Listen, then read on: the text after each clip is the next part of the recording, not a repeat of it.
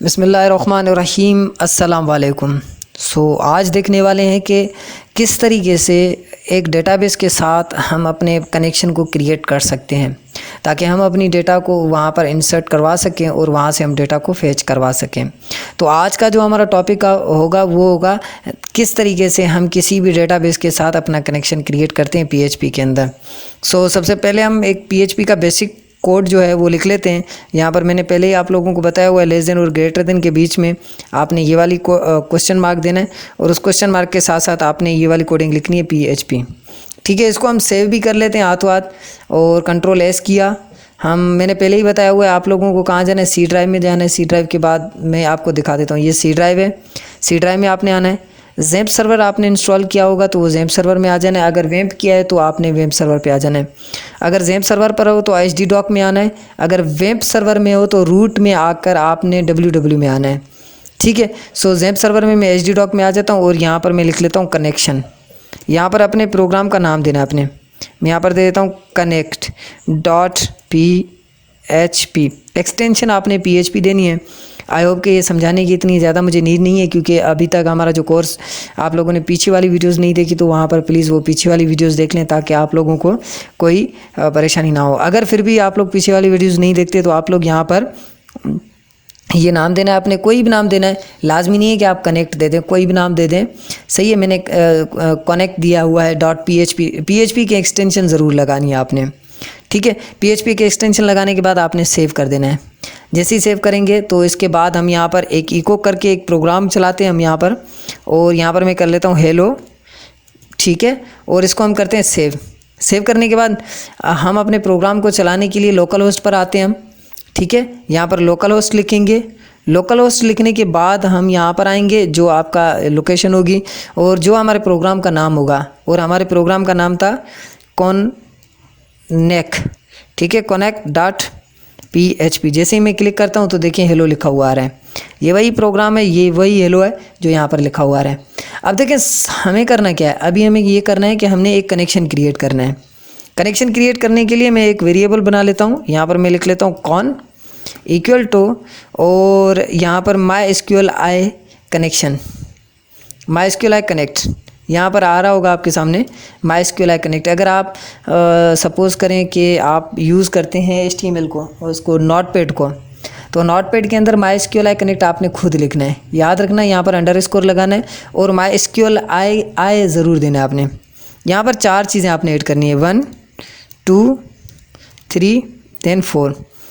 ठीक है, और पहले वाले में लिखना है आपने लोकल होस्ट कनेक्शन के लिए। यहाँ पर मैं लिख लेता हूँ लोकल होस्ट,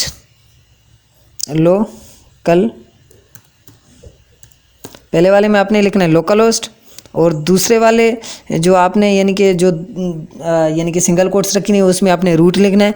तीसरे वाले को खाली छोड़ देना है, और चौथे में आपने लिखना है किसी भी डेटाबेस का नाम, जिस डेटाबेस के साथ आप कनेक्टिविटी करवाना चाहते हैं उस डेटाबेस का नाम।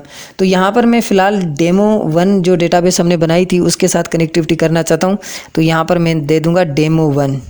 ठीक है, डेमो1 उस डेटाबेस का नाम। सही है, ये देने के बाद यहाँ से इसको हम कर देंगे टर्मिनेट। टर्मिनेट करने के बाद हमें कैसे पता चले कि हमारा कनेक्शन क्रिएट हो चुका है या नहीं हुआ है, तो इसके लिए हम यूज़ करते हैं इफ़। मैं यहाँ पर लिखता हूँ इफ़, ताकि मैं अपने कनेक्शन को देख सकूं। तो यहाँ पर मैं लिख लेता हूँ, अपने वेरिएबल को कॉल करवा लेता हूँ कनेक्ट, जो कनेक्शन है मेरा, ये जो मैंने वेरिएबल बनाया है मैंने यहाँ पर लिखा है। देखिए मैं आपको यहाँ पर मैं लिख लेता हूँ ट्रू, TRUE ट्रू। ठीक है, अगर मेरा कनेक्शन ट्रू है तो मुझे मैसेज दे दे, एक इको के अंदर मैं मैसेज प्रिंट करवा लेता हूँ, मुझे मैसेज दे दे कनेक्टेड। ठीक है, कनेक्टेड यहाँ पर, नहीं तो एल्स में मुझे क्या कर दे, एक और मैसेज दे दे। और आई होप कि एल्स इफ़ ये सारी चीज़ें मैं बता चुका हूँ आप लोगों को। इसके अंदर कोई मसला नहीं होगा। अगर आपको कोई भी मसला होता है तो प्लीज़ आप पिछली वीडियोस में देख लें कि मैंने इनके अंदर बहुत सारा काम करवाया हुआ है। और यहाँ पर कर लेता हूँ नॉट कनेक्टेड। ठीक है, अब देखिए यहाँ पर हम थोड़ा सा समझते हैं।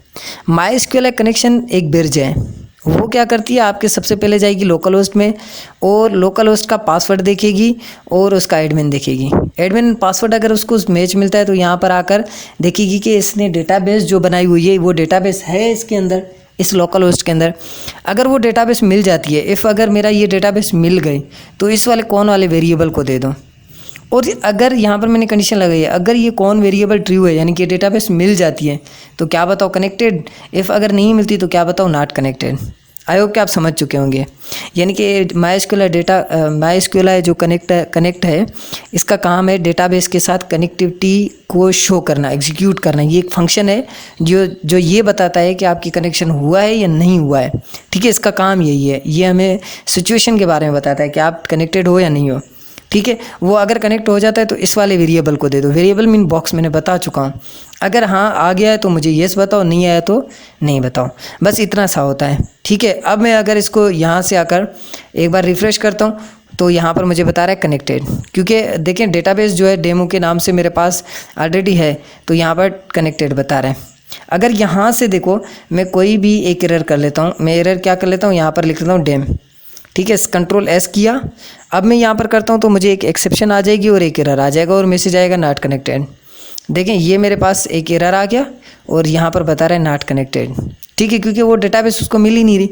लाइन नंबर 3 पर बता रहा है, तो लाइन नंबर 3 मेरे यही है। यहाँ से देख लें ये लाइन नंबर 3 है और यहाँ लाइन नंबर 3 में ये डेटाबेस उसको मिल नहीं रही। सो इस तरीके से हम किसी भी डेटाबेस के साथ कनेक्टिविटी करते हैं और कनेक्ट करने के बाद हम ये रिज़ल्ट शो करते हैं।